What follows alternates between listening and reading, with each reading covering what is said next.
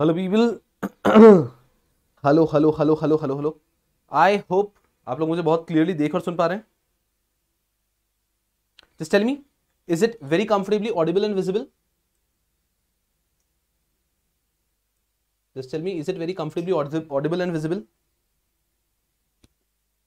Okay.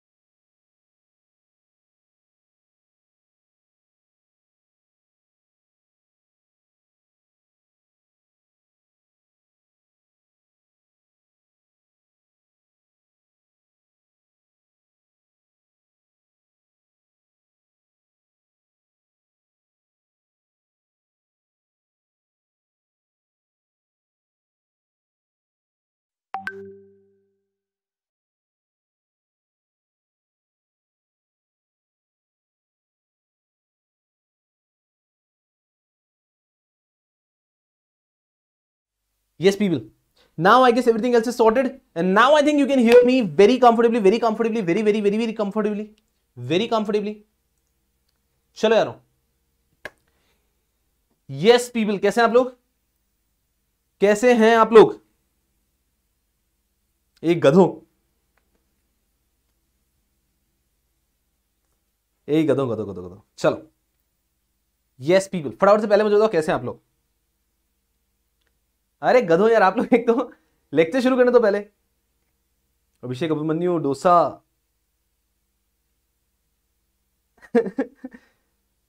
अरे गधों गधों गधों गधों गधों गधों। कैसे हैं आप लोग बताओ? कैसे हैं आप लोग? बहुत समय के बाद मिल रहे हैं। कुछ बच्चों से डेली मिल जाता हूं मैं। कंपनी वाले बच्चों से मैं डेली मिलता रहता हूं। कुछ स्टूडेंट्स से जिनसे कि मैं बहुत समय बाद मिल रहा हूं। So we will first of all tell me, how are you all? How are you all? कैसा चल रहा है? जीवन में एकदम आनंद चल रहा है? एकदम मजे में? अरे गधों, कुछ और बात करो यार। गधों। चलिए, आप संभालेंगे आप लोग अपने आप को। चलिए। Yes people, I hope you're all doing wonderful wonderful wonderful. कुछ बच्चे नए हैं तो मैं I just introduce my self and thereafter we can go head. Okay. अरे गधों, संभालो अपने आप को, संभालो अपने आप को। चलो यारो।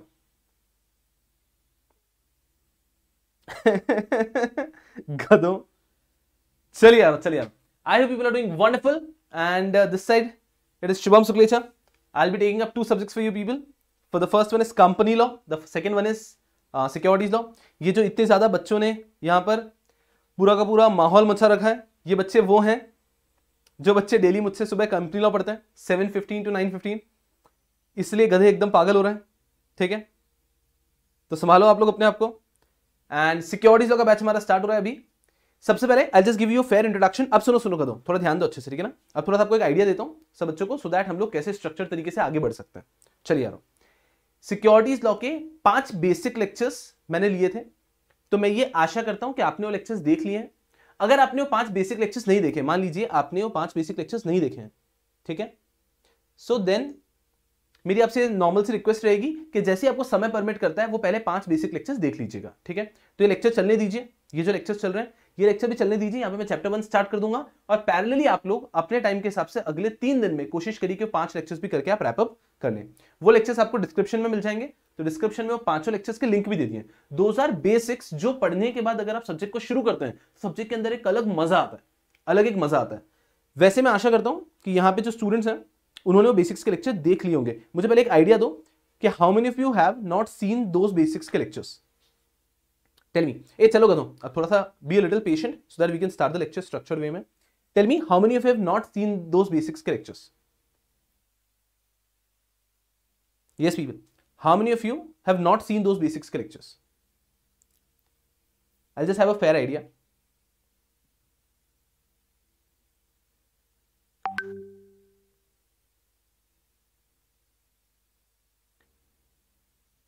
वैष्णवी संभालो अपने आप को।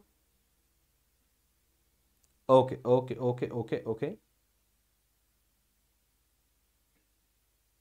Okay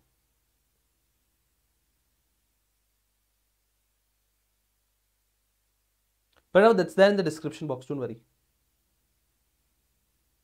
Okay. I can see a lot of you have seen those lectures and there are quite a few students who have not seen those lectures. चिंता की कोई बात नहीं है। मेरी आपसे सिंपल सा रिक्वेस्ट रहेगा कि आप क्या करेंगे, कोशिश करेंगे कि डिस्क्रिप्शन बॉक्स के अंदर मैंने वो लेक्चर्स दिए हैं, 5 बेसिक्स के लेक्चर्स हैं। मैं चाहूंगा कि 5 बेसिक्स के लेक्चर एक बार आप देख लें। तो जैसे टाइम परमिट करता है वैसे वो 5 बेसिक्स के लेक्चर आप देख लेंगे। पैरेलली ये लेक्चर 1 2 3 भी चलने दो और साथ में बेसिक्स के लेक्चर देख लीजिएगा। चलो यार, yes people, now without wasting any time I'll start। अरे हाँ गधो, मेरे बारे में बता देता हूँ मेरे बारे में थोड़ा सा आपको बता देता हूँ and thereafter we'll start the lecture। My name is Shubham Suklecha, okay, I'm basically from Rajasthan and it's been almost a decade I'm in Pune now। yes another IPO is coming up। सुनो पहली बात, अब 5 minute के लिए मैं आपके comment section पे नहीं देख रहा हूँ। अब मैं आपको डेली के लेक्चर का सिनेरियो बता देगा। मेरा फोकस रहेगा यहाँ पे पढ़ाने पे, मैं पढ़ाएगा मस्ती में। एंड के समय पे मैं आपके कमेंट्स पे ध्यान देगा, ठीक है ना। तो एंड के समय पे आपके कमेंट्स पे ध्यान देगा because irrespective of what fun you people want in the lectures I can understand यारो।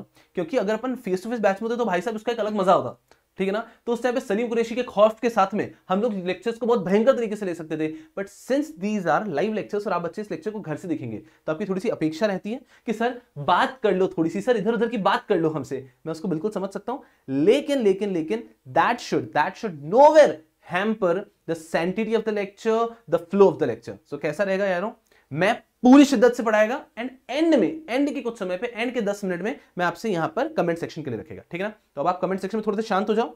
बीच में अगर मैं कोई सवाल पूछता है तो उसका आप जवाब देंगे, ठीक है। उसके जवाब के लिए कमेंट सेक्शन चलता रहेगा।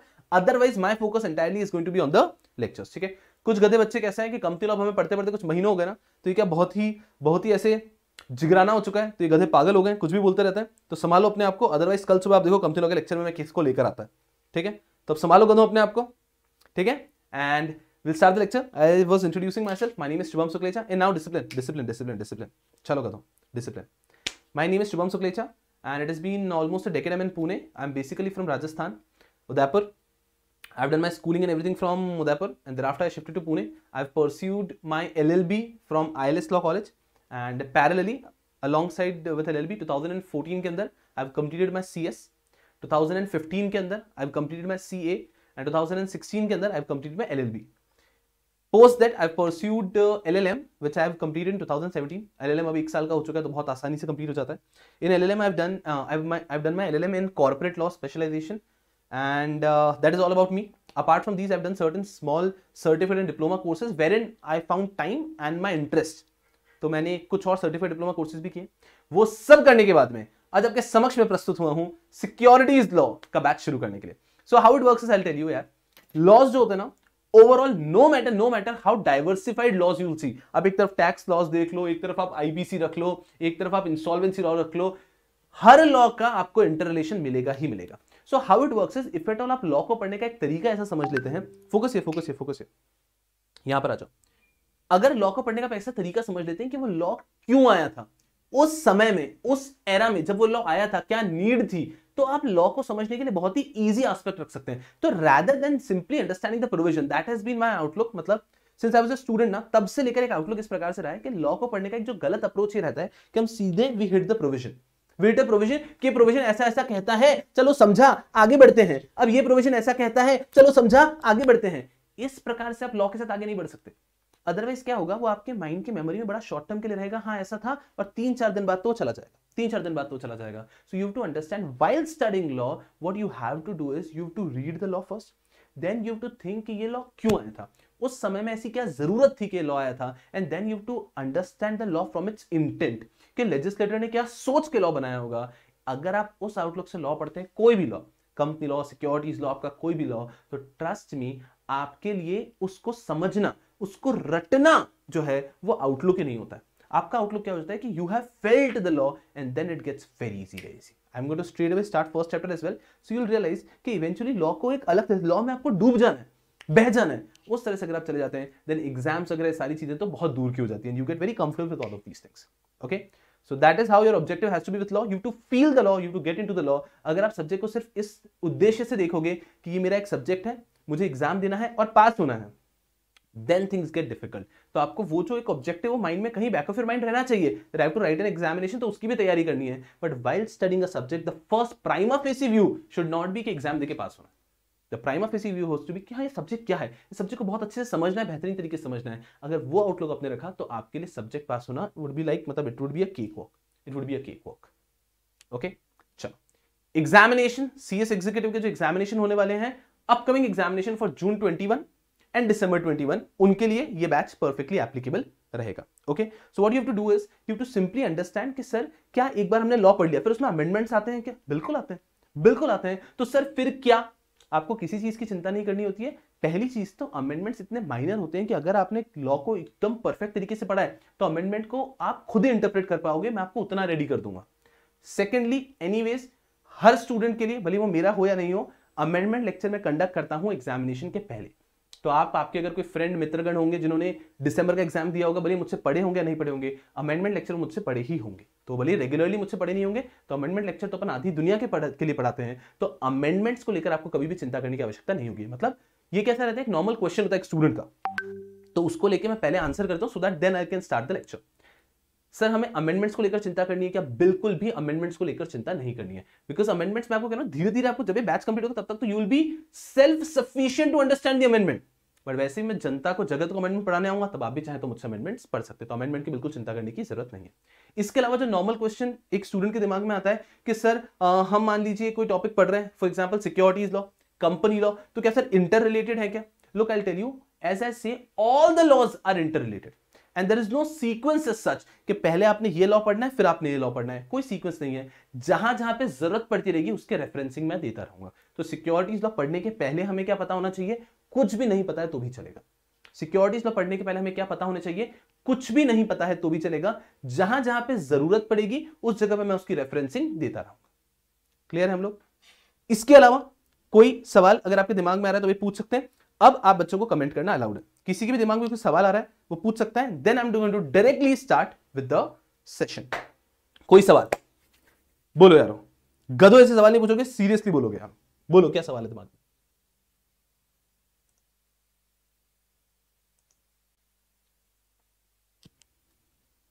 YouTube पे जब हम लेक्चर लेंगे तो हमारा एक कुछ 20 सेकंड्स का लैग रहता है, ठीक है ना? तो मैं जब बोलता हूं उसके 20 सेकंड के बाद आप तक पहुंचता है YouTube पे. When will be shifting to our Inspire Academy का app, then the lag will be 0, फिर इमीडिएटली आएगा. ठीक है? कितने चैप्टर्स हैं सिक्योरिटीज लॉ में? बहुत आगे जाओगे. ठीक है, उसी पे आ रहा हूं मैं. बस सिलेबस अभी डिस्कस करने वाला हूं मैं. मानिया, आई am not aware about it कि क्लासेस, उसके लिए आपको अकेडमी ऑफिस पे बात करना होगा. कीर्ति का क्वेश्चन है कि क्या प्रैक्टिकल क्वेश्चन आते हैं? बिल्कुल, एग्जाम के अंदर प्रैक्टिकल क्वेश्चन भी आते हैं. तो सिक्योरिटीज लॉ का पेपर अगर हम देखते हैं तो 80 मार्क्स का थ्योरेटिकल, 20 मार्क्स का प्रैक्टिकल न्यूमेरिकल क्वेश्चंस भी आते हैं. तो वो भी हम कवर करते हैं.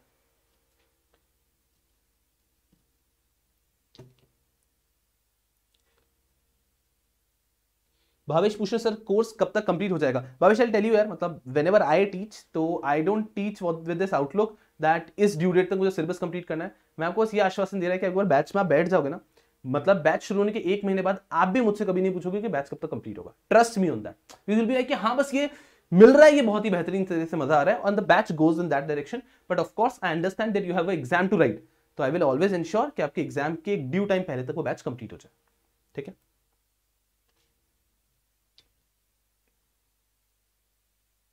प्रणव पूछे कुछ लिखना है क्या सर? अभी अभी कुछ नहीं लिखना है, जैसे ही कुछ लिखना होगा तो मैं आपको बता दूंगा. दीक्षित जी कह रहे हैं कि आप भी एलएलबी कर रहे हैं, बहुत अच्छी बात है. गधे Isha, sir securities law hard है क्या? I am telling you there is no subject which is hard. It all depends on your interest. अगर आपको कोई भी सब्जेक्ट में इंटरेस्ट आने लग जाता है ना तो वो आपको आसान लगने लग जाता है. तो आसान और डिफिकल्ट कुछ नहीं होता. It's a very comfortable subject अगर इंटरेस्ट आ गया तो.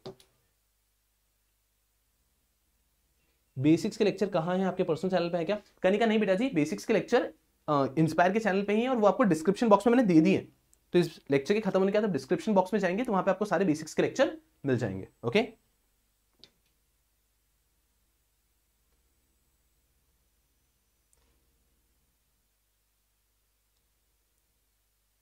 Yes yes yes, let's be foolish, गधे अपना नाम रखो यहाँ पे।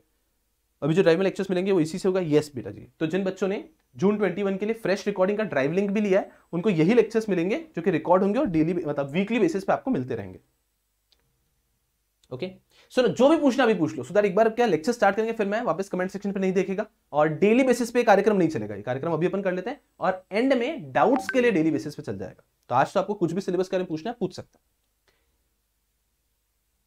लक्ष्मी पूछ रहे हैं, लक्ष्मीकांत, सिक्योरिटीज लॉ पढ़ने के पहले वो बेसिक्स के 5 लेक्चर मालूम होने चाहिए बस। यस बेटा जी, कि मेरी मतलब मैं ये चाहूंगा कि सिक्योरिटीज लॉ पढ़ने के पहले बेसिक्स में वही कवर किया है कि जो मुझे बेस सब बच्चों से चाहिए। ऐसा कंपनी लॉ पढ़ाने के पहले हमने 10 लेक्चर लिए थे बेसिक्स के, तो इसी प्रकार से सिक्योरिटी तो मैं 5 लेक्चर बेसिक्स ये हो गया ना, तो फिर आप मेरे साथ आराम से कंफर्टेबली पढ़ पाएंगे।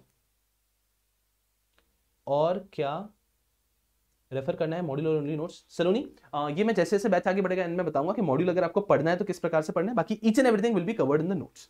तो आपको नोट्स में आपको 4 नोट्स मिलेंगे, और जो नीचे मैंने एक नोट्स का ड्राइव लिंक दिया उसमें चारों नोट्स भी हैं, तो आप जाके वहां से भी देख सकते हैं। एक आपकी मेन बुक मिलेगी, एक एडिशनल क्वेश्चन बुक मिलेगी, एक आपको A3 चार्ट बुक मिलेगी, और एक आपको मिलेगी इंपॉर्टेंट जजमेंट्स की बुक। ठीक है, तो हो सकता है आप में से कुछ बच्चों को तो बुक्स ऑलरेडी मिल भी गई हो और कुछ बच्चों को मिल रही होगी, तो प्लीज अकेडमी ऑफिस में परेशान मत करिए, धीरे धीरे मिल जाएंगे, सबके डिस्पैचिंग चल रहा है, द नंबर इज ह्यूज, इसलिए इट टेक्स टाइम। जिनको नोट्स मिल गए उनको पता होगा 4 बुक्स आपको मिलते हैं। ठीक है, तो ये 4 बुक्स आपको मिलेंगे, दैट कवर्स एवरीथिंग।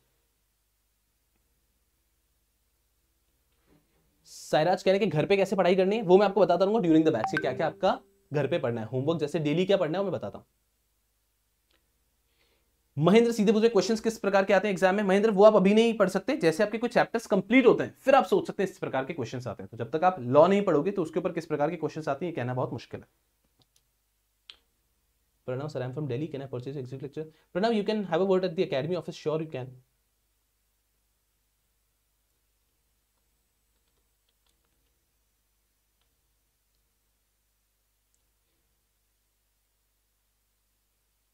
अरे हर्षु, थैंक यू प्रणव बड़ी।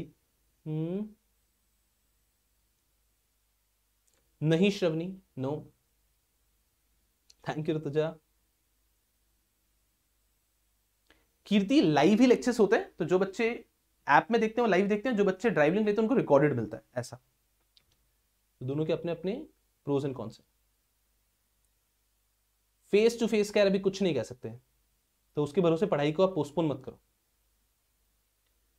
साक्षी, आफ्टर 3 days, यस दर्शना, श्योरली, यस यस। ये अभी मैं सब्जेक्ट को डिवाइड करूंगा, सिलेबस का ओवरव्यू मेरा बताना बाकी, तो पूरा मैं पढ़ाऊंगा, 100 मार्क्स का सब्जेक्ट मैं ही पढ़ाऊंगा।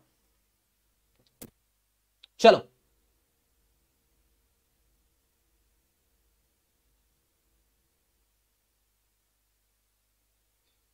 आशीष, that you will see on 25th of February, that I'll proudly say on 25th of February. Yes दीप। नहीं अंजलि, आप जब ड्राइव लिंक लेंगे, पेन ड्राइव लेते हैं तो उसके अंदर भी ये सारे लेक्चर्स, बेसिक्स के लेक्चर्स आपको मिलते हैं। Sure Kanika, you can do that. नहीं बेटा जी, माधुरी, सिक्योरिटीज लॉ का पूरा पेपर जो है ना थ्योरेटिकल सब्जेक्टिव पेपर होता है, यहाँ पे ऑब्जेक्टिव क्वेश्चंस नहीं आते हैं, तो एमसीक्यू वगैरह क्वेश्चंस नहीं है। Yes, Saloni. Now from January there are 4 books.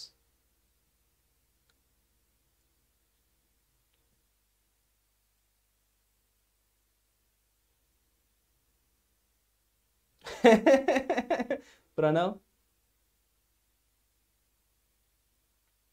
Rahul comment section के थ्रू ही होगा, कमेंट सेक्शन के थ्रू ही होगा interaction. Okay Muskan. Ghanshyam, test structured तरीके से होते हैं, किस प्रकार से मतलब एज जो लाइव बैच के स्टूडेंट है उन सबका एक स्ट्रक्चर होता है कि इन चैप्टर्स के टेस्ट होते हैं, तो वो भी शेड्यूल आपको मिल जाता है। बस यही सुनना बाकी था, यही आखिरी क्वेश्चन है मेरा, इसके बाद मैं क्वेश्चन देखना बंद कर रहा हूं। सर इंस्टाग्राम पे फॉलो बैक करो गधों। अब मैं यहां पे देखना बंद कर रहा हूं, एंड नाउ लेट्स स्टार्ट। चलो यार, ठीक है ना। अब सुनो, सिंपल, आज पहला दिन है ना, तो आज आपकी थोड़ी सी बातें, क्योंकि कोई कहता है कोई बालक अगर पहला लेक्चर अटेंड कर रहा है तो उसके अंदर बहुत सारी जिज्ञासाएं होती है। I would just wanted to answer those. Once that is done, now we are good to go. And daily lecture के एंड में मैं ऐसे आपसे बात करेगा, किसी कोई सब्जेक्ट उस दिन जो मैंने पढ़ाया उसमें क्वेरी है तो आप लोग कंफर्टेबली बात कर सकते हैं। Now what I am going to do is drive Kirti, जो भी बच्चे ड्राइव में लेक्चर्स लेते हैं उनको क्वेश्चन पेपर और सजेस्टेड आंसर मिल जाता है। ओके चलो, अब मैं ध्यान नहीं दे रहा है, अब मैं जा रहा है, अब मैंने कमेंट सेक्शन हटा रहा है और अब मैं आ चुका है यहां पर आपसे बात करने के लिए। Yes people, it was the first lecture, so of course it was bound that कुछ समय यहां पे चला जाएगा। And now we going to talk about the syllabus. फटाफट से सिलेबस का स्ट्रक्चर देख लेते हैं and then we going to start the first chapter. चलो गधों, यस पीपल, अगर मैं बात करता हूं securities and capital market, it is an outstanding subject. Outstanding मतलब आया है दीवानों जैसा सब्जेक्ट है। मतलब अगर आप मुझसे पूछते हैं तो trust me, this is the subject which I enjoy the most while teaching. तो पढ़ाते समय जिस सब्जेक्ट को मैं सबसे ज्यादा एंजॉय करता, that is securities and capital market. Why is that so? That is because इसका जो प्रैक्टिकल कोरिलेशन बनाने की मैं ताकत रखता है, that is on a different level. कोई भी और थ्योरेटिकल सब्जेक्ट की अगर मैं प्रैक्टिकल कोरिलेशन बताऊंगा तो थोड़ी डिफिकल्टी आती है, बिकॉज आप बच्चों को वहां तक ले जाना संभव नहीं होता। लेकिन when it comes to securities and capital market, अरे यारों, जब मैंने बेसिक्स के लेक्चर लिए थे तब भी एक बेहतरीन सा आईपीओ था, तो तभी मैंने आईपीओ के बारे में बात किया था। अभी भी एक बेहतरीन सा आईपीओ, तो उस बारे में भी बात करेंगे। तो होता यह है कि हम उसका प्रैक्टिकल कोरिलेशन इतना ज्यादा देख सकते हैं, तो कहीं ना कहीं आपके दिल में सब्जेक्ट उतारना आसान हो जाता है। And as a teacher also I love this subject, because ये एक ऐसा सब्जेक्ट है जिसमें अपडेशंस कभी खत्म ही नहीं होते हैं। मतलब एक व्यक्ति पढ़ता जाएगा और इस सब्जेक्ट का कोई अंत नहीं है। When I am saying from CS executive exam lookout, अंत है, आपका सिलेबस डिफाइंड है, बट जो प्रैक्टिकल लाइफ में एक व्यक्ति इसको पढ़ना चाहेगा तो every day there something new. किसी कंपनी के शेयर प्राइस कहीं जाते हैं, किसी कंपनी के शेयर प्राइस कहीं जाते हैं। एक छोटे से एग्जांपल से लेक्चर स्टार्ट करता हूं कि क्यों कुछ चीजें आर कंप्लीटली आप उसको प्रिडिक्ट ही नहीं कर सकते, आप उसको फोर्स ही नहीं कर सकते। मुझे बताइए, आप बच्चों ने सिग्नल नाम की कंपनी का नाम सुना है? सिग्नल,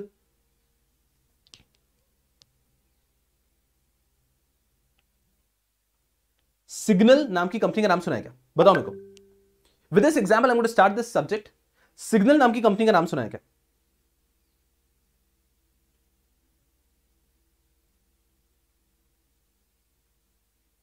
यस भैया, थोड़ा मैंने जैसे कि बताया कि हम जब एक बार ऐप में शिफ्ट हो जाएंगे या फिर आप बच्चे ड्राइव लिंक ले लेंगे, फिर आपको परेशानी नहीं आएगी। उसमें आपको लेक्चर्स यहां पर है ना, कि यहां पर बस आपका थोड़ा 20 सेकंड का लैग रहता है। चलो, बहुत सारे बच्चों ने सिग्नल नाम की इस कंपनी का नाम सुना हुआ है, ठीक है। तो what is this? This gives you services like WhatsApp, right. जिस प्रकार की सर्विसेज व्हाट्सएप देती है ना, उस प्रकार की सर्विसेज सिग्नल भी देती है।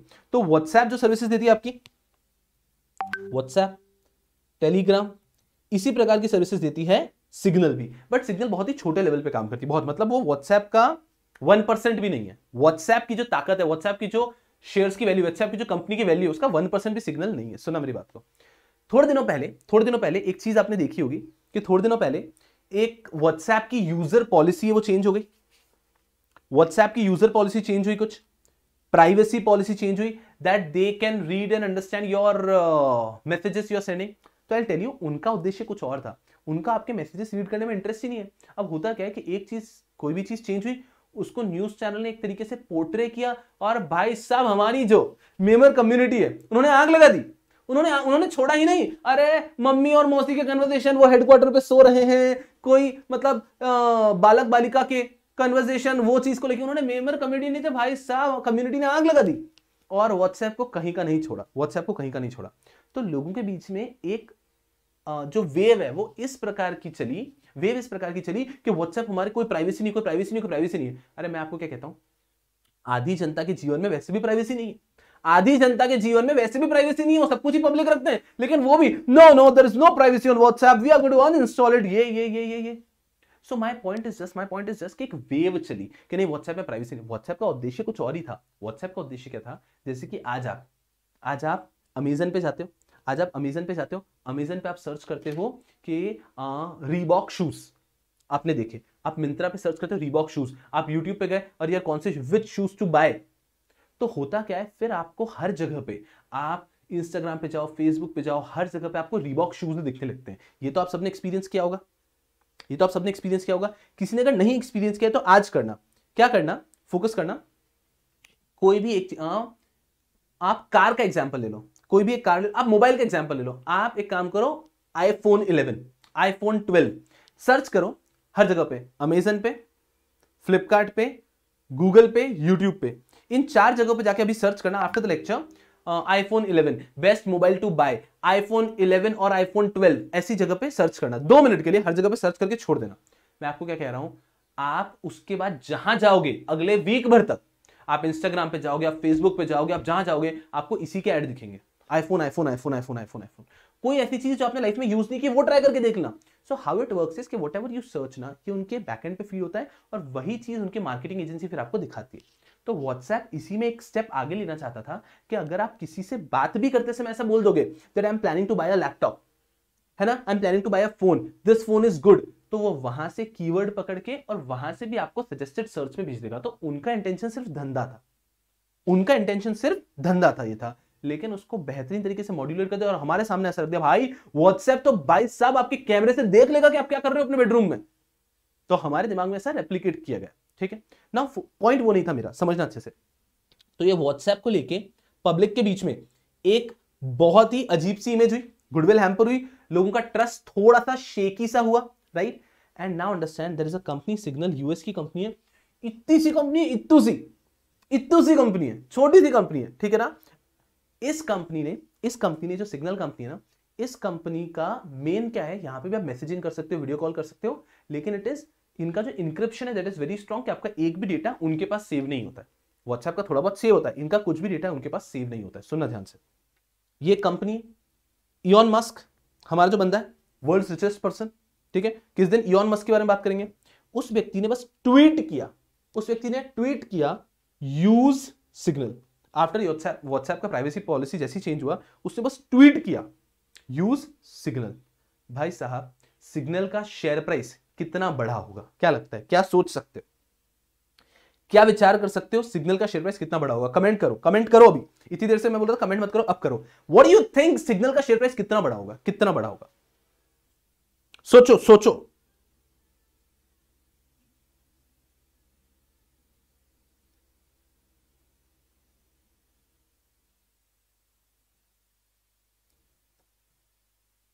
जो मुझसे बड़े गधे ऐसे जवाब दे रहे हैं, बहुत बड़ा होगा गधों। उस एक दिन में सिग्नल का शेयर 1100% बढ़ा। 1100% किसे कहते हैं, 1100%। अरे इंडिया में एक शेयर का प्राइस 5% बढ़ जाता है ना, तो वो इन्वेस्टर ऐसे घूमने लग जाते हैं कि भाई साहब हर्षद मेहता तो हम ही है, ट्रेडिंग तो हम ही कर रहे हैं। उन्होंने एक शेयर खरीद लिया, वो 5% बढ़ जाता है, और ऐसे मतलब ऐसा ये भाई we are trader, we know everything about investing. अरे भाई साहब ये होता है, वो शेयर एक दिन में 1100% बढ़ा था। 1100%, वो दैया, मतलब वो शेयर अगर 100 रुपए का था तो वो 1100 रुपए का हो गया, 10 गुना बढ़ गया। मतलब जिसके पास अगर उस कंपनी का शेयर हो गया ना भाई, वो तो एक दिन में माला माल हो गया। और कहां से, एक ट्वीट ऑफ इलॉन मस्क, उस व्यक्ति के एक ट्वीट से। अब इलॉन मस्क के कोई बात करेंगे तो भाई भाई दीवाना आदमी, मतलब आय हाय हाय क्या व्यक्ति है वो। अब मैं अपना कन्वर्सेशन एक से दूसरे पे चला जाएगा। इलॉन मस्क की दो मेजर कंपनीज है, टेस्ला एंड स्पेसएक्स। ये दोनों इलॉन मस्क की दो सबसे मेजर कंपनीज है, टेस्ला और स्पेसएक्स, ठीक है। स्पेसएक्स वो स्पेस शटल वगैरह का काम करती है, और टेस्ला कार। अभी आपको रिसेंटली न्यूज में भी देखा होगा that Tesla is coming into India वगैरह वगैरह वगैरह, इसलिए आपको बहुत ज्यादा पता है। इस व्यक्ति के एक ट्वीट से उस कंपनी से कोई रिलेशन नहीं था, इसका बस एक ट्वीट था कि यार व्हाट्सएप बहुत किटकिट कर रहा है, आप सिग्नल यूज करो। और आप ट्वीट जाके चेक करोगे इतना सा है, यूज सिग्नल, एंड 1100% इंक्रीज हो गया, 1100% इंक्रीज हो गया share price. So what we learn from here is, देखो अगले 3 महीने तक मैं जी जान से आपको सिक्योरिटीज लॉ पढ़ाएगा, मैं आपको जी जान से सिक्योरिटीज लॉ पढ़ाएगा, एक एक चीज पढ़ाएगा कि शेयर का प्राइस कैसे फ्लक्चुएट हो सकता है। बहुत सारे केस स्टडी देखेंगे, इस तरह से शेयर प्राइस फ्लक्चुएट होता है, ये देखो बायबैक होता है, ये शेयर्स इशू होता है, ये लीगल कंप्लायंस होता है बैकएंड पे। But at the end of the day share market पढ़ने में कोई अंत ही नहीं है। मुझे बताओ कौन सी बुक ने कभी ऐसा लिखा होगा कि what if someone tweets then the share price can also increase. No book has ever written it, and this single thing has changed the life of a company. आपको समझ में आ रहा है कि this single a tweet can change the life, turn around कर दिया signal company को। वो तो एक दिन में 1100% बढ़ा था, अगले दिन 400% और बढ़ा है, मतलब वो बड़ा ही बड़ा जा रहा है, वो रुक ही नहीं रहा है। My point is a single tweet of a person can change the life of a company. My point is ये कौन सी बुक आपको पढ़ा सकता है? No book in the world, ICSI का बुक छोड़ो, no book in the world can actually make you teach that. Nothing will actually teach you कि ये भी हो सकता है। And that is why securities law एक दरिया है, शेयर मार्केट एक दरिया है जिसका कोई अंत ही नहीं है। तो सर मतलब हम लोग हमको क्या करें, हम लोग बस बेटर है, जो आप बोलोगे सुन ले। अरे गधो, मेरा कहने का मतलब यह है कि मैं आपको 3 महीने में क्या पढ़ाएगा कि इन सिक्योरिटीज लॉ से जितनी रिलेटेड चीजें आपके सिलेबस में है। तो मैं ये नहीं कहता कि ये पढ़ने के बाद में ये बैच कंप्लीट होगा बस शेयर मार्केट आपके हाथ में होगा, बिकॉज दैट इज इम्पॉसिबल यार। But what I can assure you is कि आपके सिलेबस लुकआउट जो है वो सब चीजें हम कवर करेंगे, एंड मैं आपको उतना रेडी कर देगा कि आप हर चीज पढ़ सकते हो फिर। And then sky is the limit. And trust me, आप में से बहुत ऐसे बच्चे निकलेंगे thereafter would want to make their career in securities law 110%, because the subject is so dynamic. मतलब सब्जेक्ट इतना डायनेमिक है कि उसके अंदर आपको एक भूख बनती है फिर ये भी पता होना चाहिए, ये भी पता होना चाहिए, ये भी पता होना चाहिए। बट हमारे पास रेस्ट्रिक्शन रहेगा, हमारे सिलेबस का दायरा। तो हम कोशिश करेंगे कि हर वो डिस्कशन करें जो हमारे सिलेबस के दायरे में आती है। तो जो टॉपिक रहेंगे उनके प्रैक्टिकल केसेस हम जरूर डिस्कस करेंगे, but I am telling you it is practically impossible to study the entire share market. Study the entire share market here. Are you understanding? So there are certain things which can never be actually put forth in writing कि share market इस तरह से function करता है। You cannot do it. But yes, हम जो उसके basics होते हैं, जो हमारे एग्जीक्यूटिव के सिलेबस में रखा है, उन सब चीजों को मद्देनजर रखते हुए कि सिलेबस को जरूर कंप्लाई करेंगे। I hope you are understanding. First ही समझ में आ रहा है कि इस बैच का स्कोप क्या रहेगा। इस बैच में 100 everything which is related to our syllabus that will be covered. Batch का स्कोप क्लियर हो रहा है? क्लियर, ठीक है। वैसे मैं कमेंट पे ध्यान दूंगा, एक बालक ने एक क्वेश्चन पूछा है कि सेबी के जो एग्जाम्स होते हैं उसके लिए अलग से पढ़ना पड़ेगा। यस बेटा जी, मतलब सेबी के जो एंट्रेंस एग्जाम होते हैं उसके लिए अलग से ये बैच है सीएस एग्जीक्यूटिव के बच्चों का सिक्योरिटीज लॉ सब्जेक्ट के उद्देश्य से बना होगा। उसके हिसाब से रिकॉर्डिंग होगी पूरी, उसके हिसाब से मैं लेक्चर्स लूंगा सारे। तो ऑफ कोर्स बहुत कुछ उसके अलावा भी रहेगा, बट हमें डिस्कशन को कहीं ना कहीं कंप्रेस करना पड़ेगा क्योंकि हमें 3 महीने में सिलेबस कंप्लीट करना है। क्लियर है क्या हम लोग? चलो, अति सुंदर। तो अब में आता है आपका सिलेबस क्या रखा है आईसीएसआई ने। चलो, ये चीज मैंने कुछ बेसिक्स के लेक्चर में डिस्कस की थी, बट एक बार वापस करता हूं because it's been a while, so that clear हो जाएगा। चलो यारो, okay, yes people, yes no problem Mayuresh, yes. Hello people, I started the recording, इसलिए एक और बार हेलो बोल रहा है, ठीक है। Hello people, I hope you doing wonderful and now what I am going to do is I am going to talk about the subject. ये subject का ओवरव्यू एक बार आपने देखा ही है, ठीक है। मैं एक और बार ओवरव्यू बता रहा है because it's been a while, so that you will all be with me. चलो यारो, बने रहना है हमको स्ट्रक्चर तरीके से। यस, चल, सिलेबस 2 पार्ट में डिवाइडेड है, part A and part B, ठीक है। One of the most scoring subject of your syllabus. Securities एक ऐसा सब्जेक्ट है, देखो हर एक सब्जेक्ट में ऐसे ही रहता है कि जिसका उसमें इंटरेस्ट आ गया उसके लिए वो उसका फेवरेट सब्जेक्ट बन जाएगा। तो सिक्योरिटीज लॉ के अंदर ये मैं आपको 100% क्लियर करता है कि आपका इंटरेस्ट तो आ ही जाएगा। आपने क्या करना है, बस गधों लेक्चर मिस नहीं करना। मैं भगवान थोड़ी कि लेक्चर मिस भी करो तो भी आपके दिमाग में उतर जाएगा। लेक्चर मिस नहीं कर रहे हो, लेक्चर ईमानदारी से अगर आप देख रहे हो तो सिक्योरिटी आपके दिल में उतर जाएगा। इसमें मुझे कोई डाउट ही नहीं है, because this is such an interesting subject. फिर अगर आप उसको मटेरियलाइज कर सकते हो तो यू कैन स्कोर मतलब highest possible marks. I tell you, securities law में as a student I had scored somewhere around 74 marks. 74 मेरे आए थे सिक्योरिटी जब मैंने एग्जीक्यूटिव लेवल पे दिया था। And among the students I have taught one student from Delhi, she has scored 94 in securities law. 94 भाई, मैं वापस पेपर देगा मैं भी नहीं ला सकता। मैं आपको क्या कह रहा है, मैं वापस पेपर देगा मैं भी नहीं ला सकता, because it is not a MCQ subject कि अपन को 100 के 100 आते हैं, टिक करके आके अपन को 100 ऑन 100 मिल जाएंगे। नहीं बेटा जी, ऐसा नहीं होता। ये पेपर एक सब्जेक्टिव पेपर होता है, मतलब केस स्टडी क्वेश्चंस होते हैं। आप उनको बेस्ट तरीके से भी लिखोगे तो भी आपको 5 में से 4 ही मिलता है। आप उसको बेस्ट तरीके से लिखोगे तो भी उसमें से 5 में से 4 ही मिलता है। तो इट इज जस्ट कि मैं कभी ये नहीं बोलूंगा कि भाई साहब अपुनिज भगवान है, नहीं। मेरा विश्वास है कि मैं आपको हर वो चीज पढ़ाएगा जो एक स्टूडेंट को चाहिए, पर उसको कैसे मटेरियलाइज करना है ये आपके ऊपर है, ये आपके ऊपर है। You can reach sky limit as well. कोई लिमिट नहीं है इसकी कि आप कहां तक स्कोर कर सकते हैं, कोई भी लिमिट नहीं है इसकी। क्लियर है यारो? चलो यारो, तो सब्जेक्ट के अंदर ऐसे कोई लिमिट नहीं है, स्कोप बेहतरीन है। 100 मार्क्स का subject has been divided in 2 parts, 70 and 30। 70 is for part A, 30 is part B. अच्छे समझना, securities law and capital market is the name of the subject. Securities law and capital market. Securities law इसमें से है 70 marks का part है, and capital market इसमें आता है 30 मार्क्स का पार्ट बी। एक बालक ने पूछा था तो मैं वापस आंसर कर देता हूं that I will be teaching both the parts. दोनों के दोनों पार्ट मैं पढ़ाने वाला है, ठीक है। तो कोई परेशानी की बात नहीं है इसमें भी।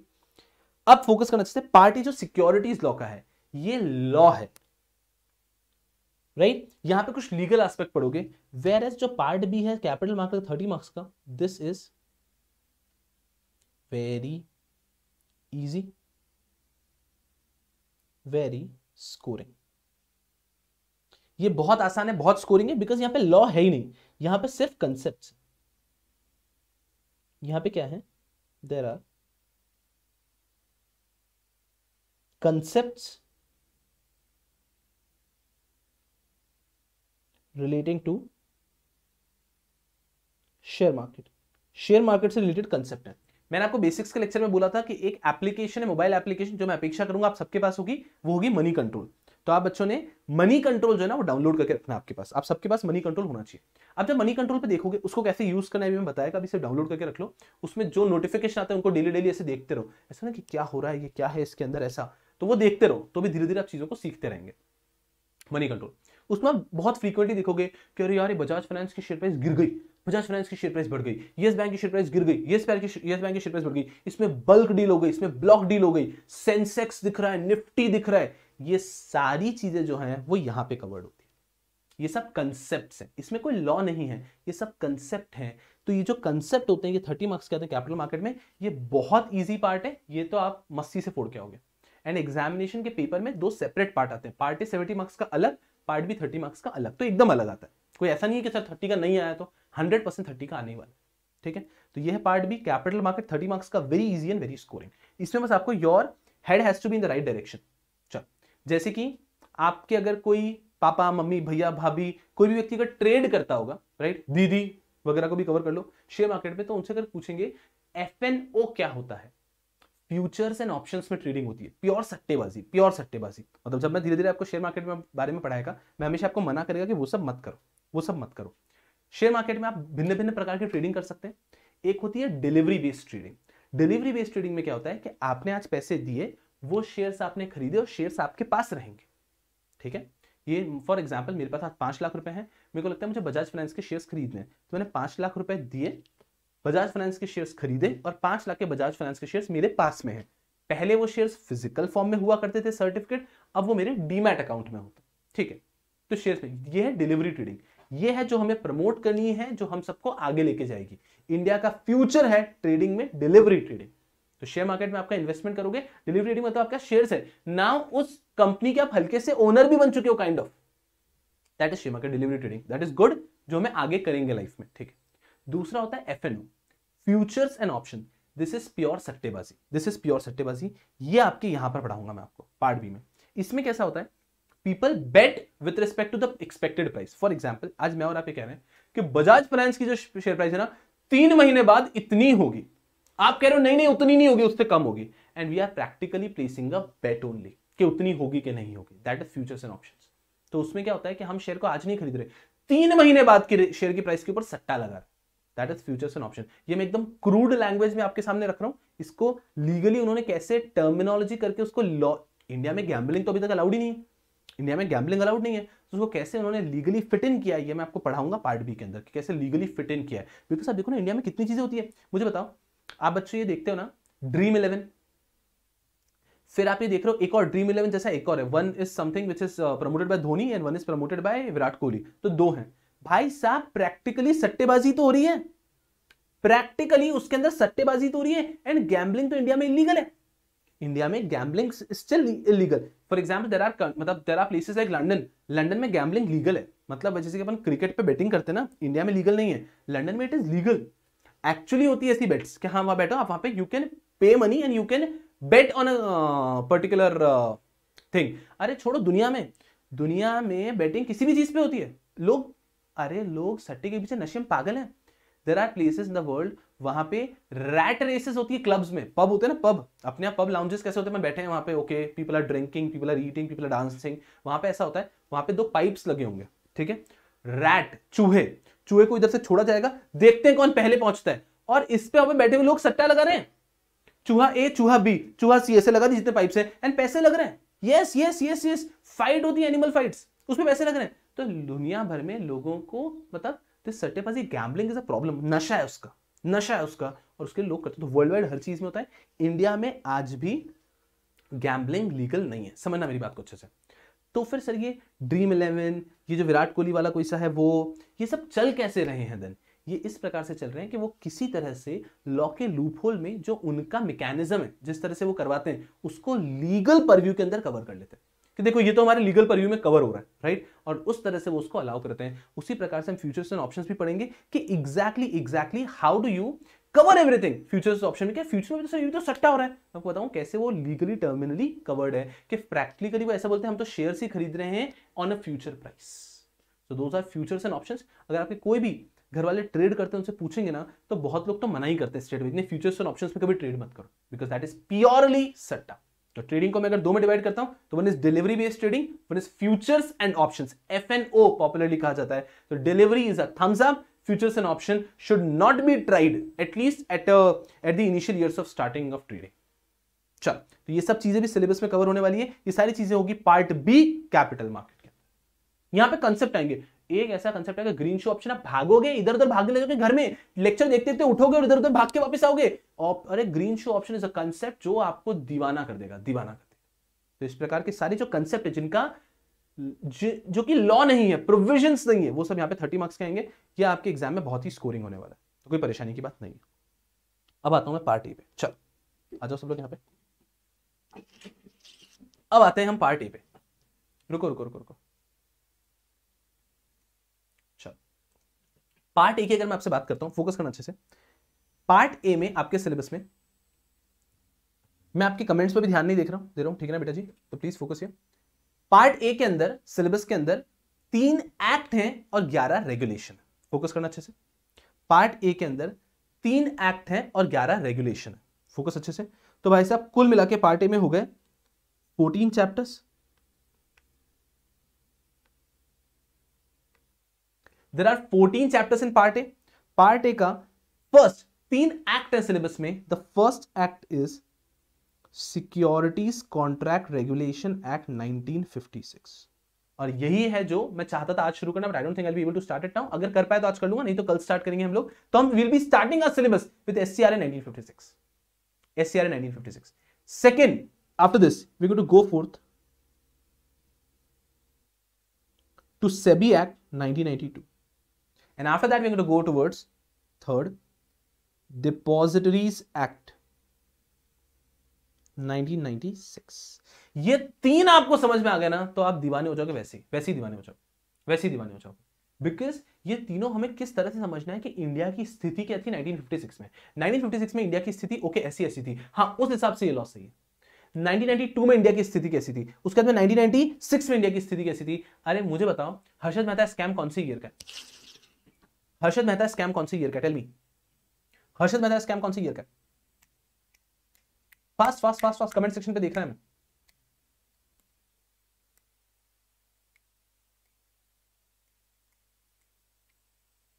(1992) का कह रहे हो? तभी जिन बच्चों ने, वो एक टीवी सीरीज आई थी हर्षद मेहता स्कैम, जिन्होंने देखी अच्छी बात है, जिन्होंने नहीं देखी कोई परेशानी की बात नहीं, सब कवर करेंगे, पूरा स्कैम की सीरीज यहां पढ़ा देगा मैं आपको, ठीक है, तो चिंता नहीं करने की बात है। हर्षद मेहता स्कैम की जो सीरीज है, उसके अंदर आप देखोगे कि सेबी के पावर्स के ऊपर बहुत बार इशू रेज हुआ था। हर्षद मेहता सीरीज जिन बच्चों ने देखी है, उन्होंने देखा होगा कि सेबी के पावर्स के ऊपर बहुत ज्यादा इश्यूज वहां पे रेस हुए थे कि सेबी के पावर्स हैं नहीं है, पावर है नहीं है, पावर है नहीं है, बिकॉज 1992 के आसपास वही सब तो संघर्ष चल रहा था, एंड उसके बाद में सेबी को बहुत सारे पावर्स दिए गए थे, समझना अच्छे से। तो उसके पहले जो सेबी था वो कंट्रोलर के नाम से काम करता था। 1992 के पहले सेबी कंट्रोलर के नाम से काम करता था, और उसके पास पावर्स बहुत ही कम थे। इसलिए आप हर्षद मेहता स्कैम में देखोगे तो वहां पे पावर्स बहुत ही कम मिलेंगे आपको, बहुत ही एकदम, मतलब जो भी सेबी की अथॉरिटी थी that was very weak then. और वहीं 1992 के बाद में सेबी की अथॉरिटी बहुत स्ट्रांग हो गई थी। तो जिन्होंने देखा, अच्छी बात, नहीं देखा तो आपको बताऊंगा कि 1992 के एक्ट ने कितना चेंज किया था उस अथॉरिटी के पावर में, कि जो सेबी के पावर्स थे वो पहले कितने कम थे और फिर कितने ज्यादा हो गए थे 1992 में। And all of those things have played a role. जो गवर्नमेंट के सेबी को लोग सीरियसली नहीं लेते थे, तो all of those things have played a role, and thereafter 1992 में SEBI was made so powerful कि मैं आपको एक सेबी एक्ट पढ़ाऊंगा, आप दीवाने हो जाओगे। और कुछ पावर्स तो ऐसी कि आप सच में सोच के भाई ये तो बहुत ज्यादा ही पावरफुल कर दिए, ये आप देखोगे 1992, क्लियर है, ये हुआ। उसके बाद में 1996 में आप देखोगे कि क्या हुआ सबसे ज्यादा, तब तक पूरे शेयर्स पेपर बेस्ड चलते थे। जिन्होंने वापस हर्षद मेहता स्कैम की बात करता हूं, एक रेफरेंस दे रहा हूं, पहली चीज सुनो ना, जिस बच्चे ने वो नहीं देखा परेशान मत होना कि ये क्या बात हुई सर, पूरा उसके हिसाब से पढ़ा रहे, परेशान मत हो, आपको फिर भी समझेगा, संभालो अपने आपको। हर्षद मेहता स्कैम में एक रेफरेंस आया था कि पूरे सर्टिफिकेट के पेपर नहीं मिल रहे, फिर वो एक जगह पे गए थे जहां पे पेपर ही पेपर थे, फिर वो ट्रक्स में भर के पूरे पेपर्स इधर से उधर भिजवा रहे थे, बिकॉज उस समय पे सारी चीजें जो थी वो सारी चीजें फिजिकल फॉर्म में हुआ करती थी। उस समय पे सारी चीजें फिजिकल फॉर्म में हुआ करती थी, शेयर सर्टिफिकेट हुआ करते थे। हमें रियलाइज हुआ कि नहीं यार, शेयर सर्टिफिकेट, जितनी चीज को पेपर फॉर्म में रखा उतना स्ट्रगल ज्यादा है, जितना ज्यादा हमने उसको पेपर फॉर्म में रखा है उतना स्ट्रगल ज्यादा होगा, उतना उसको मैनेज करना इंपॉसिबल हो जाएगा। And that is why it was all changed to demat in 1996। 1996 के अंदर डीमैट आया, पहले ऑप्शनल था और अभी रिसेंटली तो 2018 में उसको मैंडेटरी कर दिया गया है, उसके बारे में बात करूंगा आराम से। बट पहले सब कुछ फिजिकल फॉर्म में था और डिपॉजिटरीज एक्ट आया था जिसने डीमैट का कंसेप्ट लेकर आया था कि बस हो गया, अब सब कुछ डीमैट में रहेगा, अब सब कुछ डीमैट में रहेगा, आपके शेयर्स आपको फिजिकल फॉर्म में रखने की जरूरत नहीं है। जैसे कैश, बहुत साल पहले कैश पूरा आपके फिजिकल फॉर्म में होता था, फिर आपको एक जगह से दूसरी जगह जाना है तो समझना अच्छे से, एक जगह से दूसरी जगह से अगर आपको जाना है कैश लेके तो भाई साहब डकैती हो सकती थी, एंड डेकोइटी कितना ज्यादा होता था पहले। फिर बैंकिंग सिस्टम इंडिया में आया कि अरे आपके पास मान लो 2 करोड़ रुपए, 2 करोड़ बैंक में जमा करा दो, अब मेरे पासबुक पे दिखता है 2 करोड़, हाँ भाई हाँ, कहीं खर्च करना सीधा खर्च कर सकता हूँ, चेक दे सकता हूँ, अरे हाँ भाई हाँ। सिमिलर चीज को शेयर सर्टिफिकेट्स के लिए लाया गया कि शेयर सर्टिफिकेट फिजिकल फॉर्म में रखने की जरूरत नहीं है, आपके डीमैट अकाउंट में रख दो, डीमैट अकाउंट में दिखेगा आपके इतने इतने शेयर है, हाँ भाई हाँ, आपको किसी को बेचना है सीधा डीमैट से बेच सकते हो। जैसे आप कार्ड स्वाइप करके सीधा अपने बैंक अकाउंट से पैसे कट करते हो, उसी प्रकार से आप एक सिंपल लॉगिन करके आप डीमैट से शेयर्स को ट्रांसफर कर सकते हो। तो जिस प्रकार से बैंकिंग सिस्टम आया था उसी तरह से डिपॉजिटरी सिस्टम आया और इंडिया के अंदर पूरा का पूरा डीमैट का कंसेप्ट स्ट्रांग हो गया कि अब शेयर्स को फिजिकल होल्ड करना जरूरत नहीं है, पूरा का पूरा डीमैट में होल्ड कर सकते हो। अरे दुनिया बदल दी इन्होंने। और सबसे पहले तो SCRA आया था, तो अगर मैं एकदम सिंपल बात करूं कि हर एक गधे को समझेगी उस तरह से अगर मैं बात करता हूं, तो SCRA से इंडिया में इंट्रोड्यूस हुआ, स्ट्रांग हुआ the concept of stock exchange. Stock exchange उसके पहले भी थे बट स्टॉक एक्सचेंजेस रिकॉग्नाइज नहीं थे, कंट्रोल्ड नहीं थे, तो SCRA से इंडिया में कंसेप्ट आया रिकॉग्नाइज स्टॉक एक्सचेंज का। ये जो आप देखते हो ना NSE BSE, मैंने बेसिक्स में बताया था, इंडिया में 2 ही स्टॉक एक्सचेंज है क्या? इंडिया में कितने स्टॉक एक्सचेंज है? सिर्फ 2 है क्या? NSE BSE। इंडिया में 2 ही स्टॉक एक्सचेंज है क्या? NSE BSE। इंडिया में 2 ही स्टॉक एक्सचेंज है क्या? NSE BSE, मुझे बताओ। नहीं ना, बहुत सारे ना, मतलब अगर अपन गूगल भी करेंगे तो पूरी लिस्ट मिलेगी भाई साहब। ये सब रिकॉग्नाइज हुए थे 1956 में, ये सब रिकॉग्नाइज हुए थे 1956 में। उसके पहले तो भाई जिसका मन होता था वो स्टॉक एक्सचेंज खोल देता था। आज किराने की दुकान है ना, जिसको खोलना है खोल रहा है ना भाई। उसी प्रकार से स्टॉक एक्सचेंज के हाल थे 1956 के पहले। तो 1956 के अंदर स्ट्रक्चर किया गया कि स्टॉक एक्सचेंज अगर खोलना है तो गवर्नमेंट के अप्रूवल से खुलेगा, ऐसा ऐसा ऐसा पूरा स्ट्रक्चर बनेंगे। ये हुआ 1956 में। अरे 1956 बहुत पहले चलेगा ना भाई, यस तब की बात है। तो तब रिकॉग्नाइज स्टॉक एक्सचेंज का कंसेप्ट इंट्रोड्यूस हुआ। सेबी 1992 में आया, 1992 में सेबी आ गया, पूरा स्ट्रक्चर तरीके से बॉडी, पावरफुल सेबी आया। उसके पहले कंट्रोलर करके अथॉरिटी थी, ठीक है। और 1996 में डीमैट का कंसेप्ट आया, डीमैट अकाउंट का कंसेप्ट आया, ऐसा। और इस तरह से share market in India has grown. तो अगर आज मैं बिना आपको पढ़ाए, बिना आपको कुछ पढ़ाए भी अगर ये कहना चाहता हूं कि इंडिया का शेयर मार्केट इतना ग्रो कैसे हो गया, अरे भाई सेंसेक्स कितना है भी, सेंसेक्स निफ्टी कितना है भी, अरे भाई साहब इतना है कि कोई मतलब लिमिटलेस है। शेयर मार्केट इस प्रकार के रिटर्न दे रहा है कि कोई सोच नहीं सकता है। इतना शेयर मार्केट बढ़ा कैसे, लोगों का इतना बिलीव कैसे हो रहा है शेयर मार्केट के ऊपर, हर दूसरा आदमी शेयर मार्केट में इन्वेस्ट कर रहा है, म्यूचुअल फंड में इन्वेस्ट कर रहा है। ये सब कैसे हो रहा है? ये सब हो रहा है because because because because because because यहां पे these 3 acts have played a major role. These 3 acts have played a major role. Clear है? 1956 में रिकॉग्नाइज स्टॉक एक्सचेंज आ गया, 1992 में सेबी आ गया और 1996 में डीमैट अकाउंट आ गया। तो ये आने से इंडिया का शेयर मार्केट इतना ज्यादा grow. Are we understanding? Are we understanding? मैं कमेंट सेक्शन पे देखता हूं। वंशिका, मुझे आपका क्वेश्चन आंसर करने में बहुत ही अजीब लगेगा बट इट इज जस्ट, ये क्वेश्चन मेरे ही बैच में क्यों आता है मुझे समझ में नहीं आता यार। Why do you put me in such position? Okay, so please have a word at the academy office, Vanshita. I'm really sorry. Please have a word at the academy office. Okay, चलो यहाँ पे आ जाओ, यहाँ पे आ जाओ, चलो बेटा। तो मैं आपको क्या कह रहा था, तो ये 3 ऐसे एक्ट थे जिन्होंने इंडिया के शेयर मार्केट की काया पलट कर दी, काया पलट कर दी कि भाई इस कारण से शेयर मार्केट आज के दिन इतना पॉपुलर है, इतना स्ट्रक्चर्ड मार्केट है। I tell you one thing, आज की तारीख में आप शेयर मार्केट में the entire trading is done white के पैसे से, काले का पैसा पॉसिबल ही नहीं। अब जो एक थोड़ा सा ब्लैक मार्केट, जो ग्रे मार्केट चलता है, उसको मैं साइड में रखता हूं, उस बारे में कभी और बात करेंगे, डब्बा ट्रेडिंग कभी और बात करेंगे। बाकी पूरा पैसा व्हाइट का है। बाय डिफॉल्ट की पॉसिबिलिटी इज नेग्लिजिबल, डिफॉल्ट की possibility is negligible. All the contracts in share markets are mandatorily honoured. इतना स्ट्रक्चर्ड मार्केट अभी भी इंडिया में नहीं है, इंडिया में नहीं है, कोई भी और केस में, कोई भी और इंडस्ट्री में। तो शेयर मार्केट ने जब भी हाइट्स रीच किए ना, वो इस कारण से किए हैं बिकॉज ये 3 एक्ट ने उसको धीरे धीरे स्ट्रॉन्ग किया। 1956 में उन्होंने कहा सारे स्टॉक एक्सचेंजेस को रेगुलेट करेंगे। तो SCR आया, सिक्योरिटीज कॉन्ट्रैक्ट रेगुलेशन एक्ट, जो कि हर सिक्योरिटीज के कॉन्ट्रैक्ट को जो कराता है, मतलब स्टॉक एक्सचेंज, उनको रेगुलेट करने के लिए। फिर 1992 में आया सेबी। भाई साहब इतना ताकतवर सेबी है कि आप सोच ही नहीं सकते, वेरी पावरफुल। एंड 1996 में आया डिपॉजिटरीज एक्ट। तो डिपॉजिटरी आई, इंडिया में 2 डिपॉजिटरीज हैं। कोई नाम बताएगा क्या इंडिया में 2 डिपॉजिटरीज कौन सी है? इंडिया में 2 डिपॉजिटरीज कौन सी है? Can anyone of you name them? The 2 depositories of India, the 2 depositories of India. Yes people.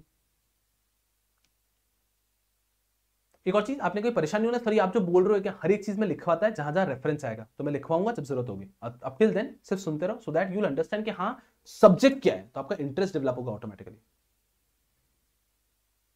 NSDL and CDSL, very good very good, NSDL and CDSL। तो NSDL national securities depository limited and central depository service limited, ये 2 depositories है India की। ये दोनों के बारे में भी आप इसी चैप्टर के अंदर पढ़ लेंगे। तो जो जो चीजें आगे कवर होगी, मैं भी लिखवा नहीं रहा, वो आगे कवर होगी। NSDL CDSL इंडिया की 2 डिपॉजिटरीज हैं जो डीमैट अकाउंट्स इशू करती हैं। तो आज की तारीख में अगर आपको अपना डीमैट अकाउंट ओपन करवाना होता है, तो आप किसी भी ब्रोकर के पास जा सकते हो, बट इवेंचुअली वो ब्रोकर इन्हीं के पास जाके ओपन कराएगा। आप मोतीलाल ओसवाल के पास जाओ, आप एंजल ब्रोकिंग के पास जाओ, आप HDFC सिक्योरिटीज के पास जाओ, आप शेर खान के पास जाओ, आप जीरोदा के पास जाओ, आप जिसके पास जाना चाहते हो जाओ, एट दिन आपका अकाउंट ओपन होता है NSDL या फिर CDSL के पास। क्लियर है हम लोग? तो NSDL CDSL वो जिन्होंने डीमैट का कंसेप्ट लाया। Just tell me, have you understood up till here कि ICICI, मेरी बात करें, सिक्योरिटीज मार्केट बहुत बड़ा है, शेयर मार्केट बहुत बड़ा है, उसमें ICICI को भी तो सोचना पड़ा होगा कि सिक्योरिटीज 70 मार्क्स के लिए हम रखें क्या यार इतने सब में से। तो उन्होंने सबसे इंपॉर्टेंट 3 एक्ट आपके सिलेबस में रखे जिसने शेयर मार्केट की काया पलट की है। The share market stand so strong today because of these 3 acts, and this is done by these 3 acts, and this is the reason why ICICI has included these 3 acts in your syllabus. चल, ये clear हुआ? चल, और ICICI पूरा act तो नहीं कर पाया बिकॉज ये एक्ट बहुत बड़े बड़े हैं, बट उन्होंने इन एक्ट्स की कुछ छंद किए हैं। छंद समझते हो? कुछ एक्सट्रैक्ट्स है, कुछ सेक्शंस हैं, वो आपके सिलेबस में रखें। तो जो जो हमारे सिलेबस में सारे हम देखने वाले हैं। चल, फिर आते हैं 11 रेगुलेशंस। फिर 11 रेगुलेशंस है। सेबी के पास पावर है कि वो रेगुलेशंस बना सकता है। SEBI has the power to make regulations.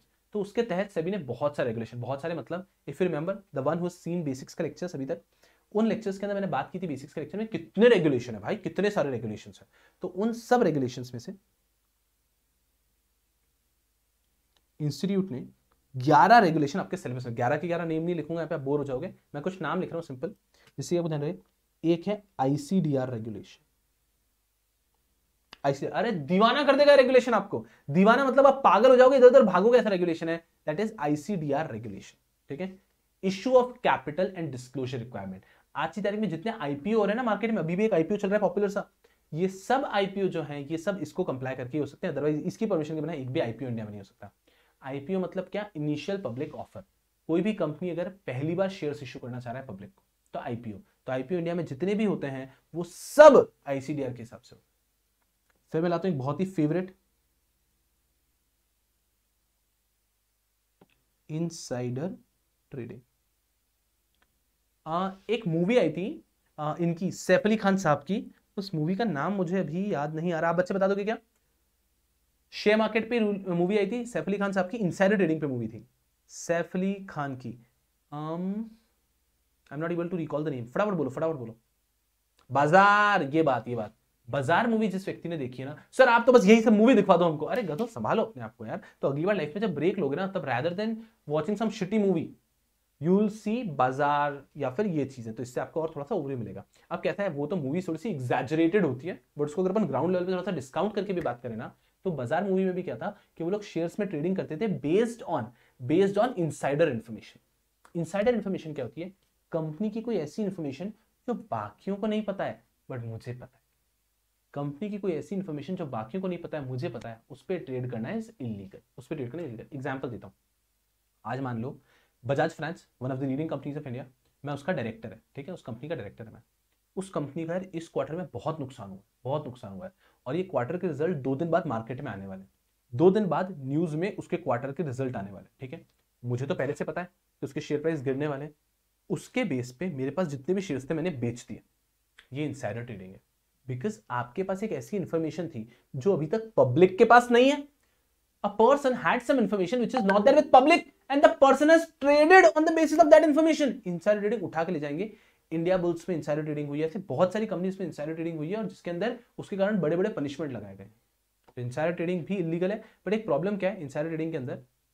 Insider trading को पकड़ना बहुत मुश्किल है, इसको पकड़ना बहुत मुश्किल है। अरे आप सोचो ना, मेरी एक कंपनी है, मैंने मेरे मित्र को कान में एक बात बता दी, उसने ट्रेड कर लिया, इसको पकड़ेंगे कैसे?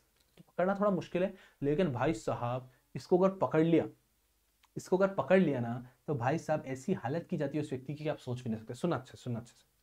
आज मेरा फेस टू फेस बैच चल रहा है, इमेजिन करो मैं बोर्ड पे पढ़ा रहा है, ठीक है। अब बोर्ड पे पढ़ाते नहीं हम सब लोग, लेकिन इमेजिन कर लो मैं बोर्ड पे पढ़ा रहा है, ठीक है। मैं ऐसे पीछे घूमता हूँ और क्लास में कोई बच्चा अजीब सी आवाज निकालता है, ए ओ। मैं यहाँ पे कुछ लिखने गया,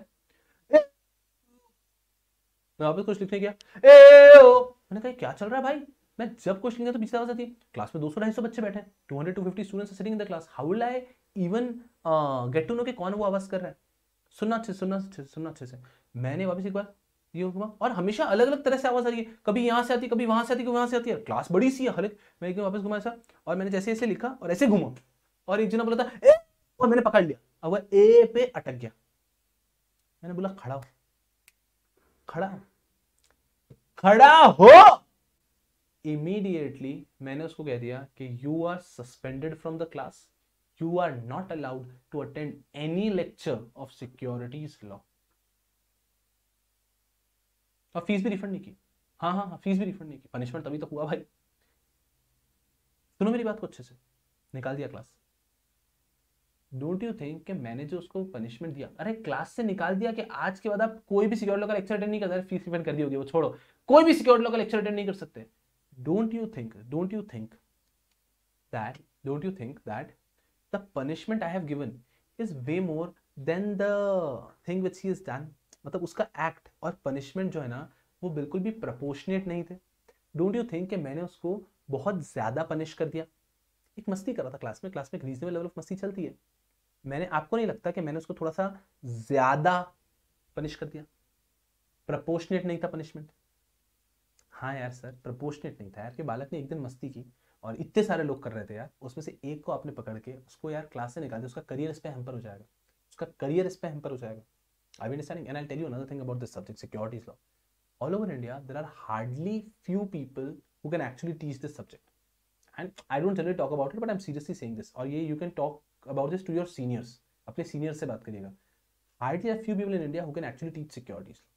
तो मैं कह रहा हूँ अरे भाई साहब उसके करियर पे इंपैक्ट आ जाएगा, तो यार ये तो सर आपने बहुत डिसप्रपोर्शनेट किया। Understand, my punishment was not proportionate, my punishment, this was a different type of punishment, deterrent. I wanted to create an example. अब लगता है कि पूरे बैच में कोई ओए वो छोड़ो कुछ भी बोलेगा, मतलब 3 दिन तक तो पानी पेन भी नहीं मांगेगा आदमी, ठीक है, जो पागल आदमी जो है पढ़ा रहा, पढ़ के जाते हैं घर। ठीक है, आप बोल लो बस। हाँ, पानी नहीं पीना, पेन नीचे लिखेंगे, आप बोलो, लिखो तो लिखो, आप बोलो नहीं लिखो तो नहीं लिखो। हाँ, आप बताओ क्या करना है। डोंट यू थिंक थोड़े समय तक तो मतलब वो कुछ मतलब दीवाने कुछ मतलब ही नहीं है, ऐसा हो जाएगा। So what I have done with this is I have created an example so that आज के बाद कभी मत करना। Are you understanding? Now this was a fictitious example, I would never do something like that, and I know all of you, आप मेरे class में कभी ऐसा करोगे भी नहीं, मुझे इतना तो मतलब in the last 6 years I have learned कि आप ऐसा कभी नहीं होगा। माय पॉइंट इज जस्ट कि कुछ punishments are not reasonable, they are deterrent. They are deterrent. वो एक एग्जाम्पल क्रिएट करने के लिए होता है कि सामने वाला जीवन को या नींद में भी कभी उस प्रकार का पनिशमेंट, उस प्रकार की गलती वापस नहीं करे। सेम चीज की गई है इनसाइडर ट्रेडिंग के अंदर। इनसाइडर ट्रेडिंग में पनिशमेंट पता है क्या है? आपको पनिशमेंट बता दो इनसाइडर ट्रेडिंग का। इंप्रिजनमेंट छोड़ो, मैं फाइन बता रहा हूं बस। It is what? The maximum fine is 25 crore or 3 times of profit made whichever is higher। I repeat, अगर किसी व्यक्ति ने इंसाइडर ट्रेडिंग की तो उसके ऊपर पनिशमेंट क्या लग सकता है? 25 crore और 3 times of profit made whichever is higher। मान लो आज आपने, वॉइस इज वेरी लो क्या? कदों ऑडिबल है ना? ऑडिबल है कि नहीं है? ऑडिबल है कि नहीं है? ऑडिबल है कि नहीं है? ऑडिबल है कि नहीं है? ऑडिबल है कि नहीं है? Audible Audible Audible Audible Audible Audible Audible Audible Audible Audible है कि नहीं है?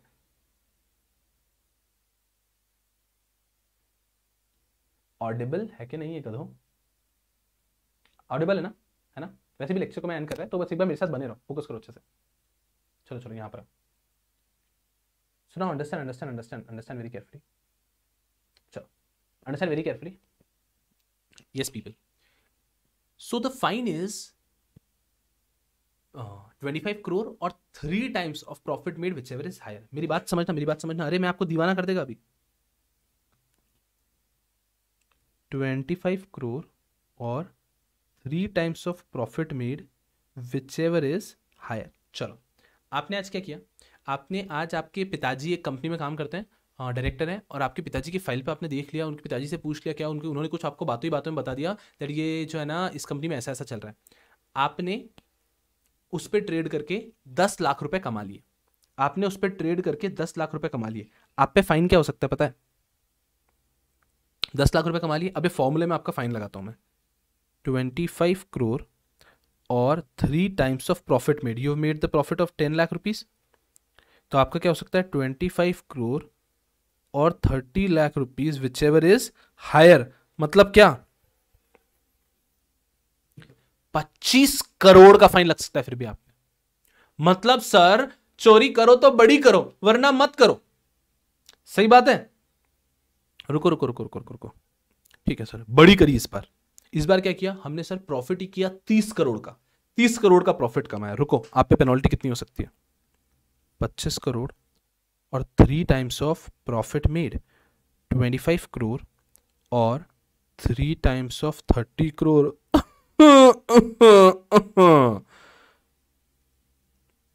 whichever is higher, 90 करोड़ की पेनल्टी लग जाएगी। Is this penalty reasonable? Tell me. Is this penalty reasonable? No, the penalty is not reasonable. The penalty is not reasonable. But you have to understand the intention behind the law कि यार मैं जब उधर मुंह करके पढ़ा रहा था, 20 लोगों ने आवाज की, क्या मैं आइडेंटिफाई कर पाऊंगा कि वो 20 लोग कौन थे? क्या मैं आइडेंटिफाई कर पाऊंगा कि वो 20 लोग कौन थे? नहीं कर पाऊंगा यार, मैं कभी नहीं कर पाऊंगा। तो मुझे अगर कोई एक भी मिल गया है तो मैं उसी पे ऐसी पेनल्टी लगा देगा कि अगली बार ऐसी कोई गलती ना करे। Are you understanding the intention of the legislators? That it is practically difficult to find, to identify कि आखिर किसने किया है, आखिर किसने की इंसाइडर ट्रेडिंग आइडेंटिफाई करना is very difficult insider trading identify करना। तो भाई अगर कभी कोई मिल गया इंसाइडर ट्रेडिंग किया हुआ तो उसको तो फोड़ देंगे, उसको तो फोड़ देंगे। So this is how the penalty has been made. इसे कहते हैं deterrent form of punishment. Deterrent form of punishment is that kind of punishment which will prohibit, which will be created as an example and which will prohibit कि future में कोई और उस प्रकार की गलती ही ना करे। Deterrent punishment कहते हैं भाई साहब। So this is how it is. ये maximum penalty। मैं आपको सिर्फ इतना सा बताना था। अभी तक मैं insider trading पढ़ाना नहीं चाहता, अभी तो मैं पढ़ाएगा ये सब चीज़ें, पर मेरा ये कहना है कि ये सब इतने बेहतरीन रेगुलेशन insider trading है। फिर मैं आपको बताऊँ यहाँ पे आपकी एक रेगुलेशन है जिसका नाम हर एक ने पढ़ा है। इस क्लास में एक भी बालक नहीं होगा जिसने जो मैं आप बोल रहा हूं वो नहीं सुना होगा। एक चीज सुनी होगी टेलीविजन पे,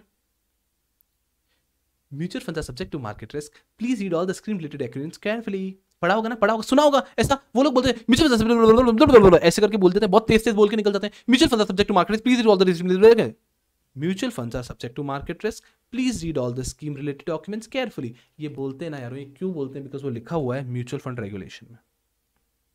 तो हम आपको अब म्यूचुअल फंड रेगुलेशन भी पढ़ेंगे यहाँ पे। ऐसे बहुत सारे रेगुलेशंस हैं। फिर आपकी बात करो, म्यूचुअल फंड हो गया, CIS रेगुलेशन, AIF रेगुलेशन, आपके कॉमन रेगुलेशन अगर बताऊँ LODR regulation, listing obligation and disclosure requirement regulations है, इस प्रकार के बहुत सारे रेगुलेशन पढ़ेंगे हम लोग, बायबैक रेगुलेशन पढ़ेंगे, राइट, डीलिस्टिंग रेगुलेशन, तो ये सारे एक्सेट्रा डाल देता है मैं, ऐसे आपके सिलेबस में 11 रेगुलेशंस, इस प्रकार से आपके सिलेबस में 11 रेगुलेशंस हैं. So what your syllabus has, your syllabus is for 100 marks. 100 marks is divided into two parts. Part A, securities law. Part B, capital market. Part A, securities law. Part B is capital market. Capital market बहुत easy, बहुत scoring. बहुत easy, बहुत scoring. कोई परेशानी की बात नहीं है.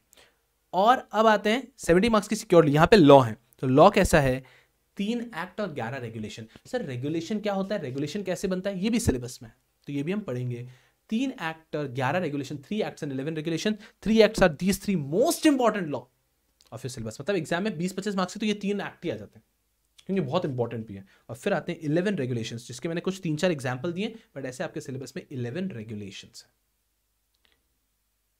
Are we understanding, are we understanding, clear है. और जिस दिन ये सब हो जाता है ना, मतलब सिक्योरिटी लॉ का सिलेबस होने के बाद में आप इतने पावरफुल फील करेंगे ना, मतलब आप बहुत पावरफुल फील करेंगे, बहुत पावरफुल फील करेंगे. ऐसा लगेगा कि भाई साहब बहुत ही ज़्यादा कुछ पता चल गया हमको, and you going to enjoy it, you are going to thoroughly enjoy it. बस मेरे एंड से क्या अपेक्षा रहती है कि जो मैं भाई साहब होमवर्क दे रहा है ना, वो करना है, मतलब करना है. मतलब अब कैसा है यार, मैं आपको प्रैक्टिकली बताता ना, the quantum of students eventually so much ना that it is practically impossible कि मैं एक्चुअली इंश्योर कि आप कर ही रहे हो. लेकिन मैं ये आपको गारंटी दे रहा है कि जो बच्चा रिलीजियसली मैं जो बोल रहा हूँ फॉलो करेगा ना, उसको मज़ा आ जाएगा. ये तो 110% में श्योर है. जो रिलीजियसली फॉलो कर रहा है उसको मज़ा आ जाएगा, उसको मज़ा आ जाएगा. तो ये थोड़ा सा आपने अपने एंड पे, because of the type of batch भी आ रहे ना, अरे क्या फेस टू फेस बैच रहता है तो मैं मेरा खौफ बना के चलता है, मैं सही कह रहा है. फेस टू फेस बैच रहेगा ना, मैं मेरा खौफ बना के चलता है, और मैं है भाई डरावना टीचर, स्ट्रिक्ट टीचर, तो फेस टू फेस में मेरा खौफ बना के चलता है. यहाँ पे क्या प्रॉब्लम है यार, कि यहाँ पे आप लोग घर पे, आप लोग मेरे कंट्रोल के बहुत दूर हैं, तो मैं वर्चुअली आपको हर पॉसिबल चीज देगा, बट आपके एंड से एक चीज जो लगेगी, that is going to be discipline. Discipline something I can not ensure यार, ठीक है ना, मैं इंश्योर ही नहीं कर पाएगा. तो ये एक ऐसी चीज है जो आपने रिलीजियसली करनी है. If it all you can simply do a small thing, कि जो मैं कह रहा है वो आप फॉलो कर रहे हैं, इतनी सी चीज भी आपने कर ली ना, तो you will B thorough with this subject. आपको किसी और चीज को देखने की जरूरत नहीं पड़ेगी. Are we clear? चलो बताओ, एक छोटी सी चीज आपसे और चाहूंगा मैं, जो आज ही बोल देता हूँ. अब कल के लेक्चर में हम directly going to start chapter number 1, ठीक है. नोट्स डिस्क्रिप्शन बॉक्स में मैंने ऑलरेडी दिए, चारों बुक्स भी दिए. आपको किसी को देखनी है उसका प्रिंट आउट मत देना चारों बुक्स का, बिकॉज वो तो आपको हार्ड कॉपी मिलनी है. किसी बालक को अभी तक अगर नोट्स नहीं मिले तो वहाँ से चैप्टर 1 के नोट्स प्रिंट आउट करके रख लेना बस, ठीक है. उसके अलावा बहुत सारी चीज़ें जो मैं लिखवाता हूँ और एडिशनल नोट्स भी देता हूँ, बट अभी क्या है, 4 किताबें, उसमें से एक किताब का एक चैप्टर तो निकाल के रख लेना, ताकि आपको आगे परेशानी नहीं आए, ठीक है. एक चीज़ जो मैं आपसे चाहूँगा, एक छोटी सी डायरी बनाना, इतनी सी एक छोटी सी डायरी, हैंडबुक टाइप, जो पॉकेट बुक टाइप, ठीक है. उसमें आपने टू डू बनाने होते हैं डेली के, ठीक है. तो आपने डेली का सुबह उठ के उस पर डेट लिखना है. For example today's date XYZ, तो XYZ का डेट डाल दिया आपने, ठीक है. वहाँ पे डेट डाल दो, और जो भी उस दिन के आपके टू डूज वहाँ पे लिखो, और रात को सोते समय चेक करो कि टू डूज हुए कि नहीं हुए. तो अगर मैं लेक्चर में कुछ भी बोलता है, इसका शेयर प्राइस चेक करो, इसका ये चेक करके आना, इसका देखना पिछले 6 महीने का रिकॉर्ड क्या है, कुछ भी अगर मैं बोलता है तो इमीडिएटली उस टू डू की बुक में लिखना, ये चेक करना, ये चेक करना, ये चेक करना. अगर वो कर लिया ना, भाई साहब आप कहाँ पहुंच जाओगे, आप सोच, मतलब आपको अपनी भी लिमिट का एकदम रियलाइजेशन हो जाएगा वहां पे, जब आप उन सब चीजों को देखोगे, राइट. बिकॉज जब तक अपन सोचते रहते हैं अरे ये ऐसा होता है, ये होता है, whenever you will have to start reading it somewhere, जहां से शुरू कर लिया ना, वहां से मजा आना शुरू हो जाएगा. Okay, so I'll stop you for the day, because I think you have further lecture scheduled. Stop it please, all of you, है ना, प्लीज स्टॉप इट. जो लोग यहाँ पे कमेंट करें unnecessarily, please stop it. Okay, yes, and that'll be all for today's session, and thank you so much for your patience today, and जो मैंने 2-3 चीज़ें कही हैं उन चीज़ों का ध्यान रखिएगा, and that'll be all. Okay, thank you so much, and please stop it. Those who are unnecessarily commenting, please stop it. Okay, so just follow these basics and you'll be thorough with everything. Thank you so much, people. Thank you so much. Bye bye.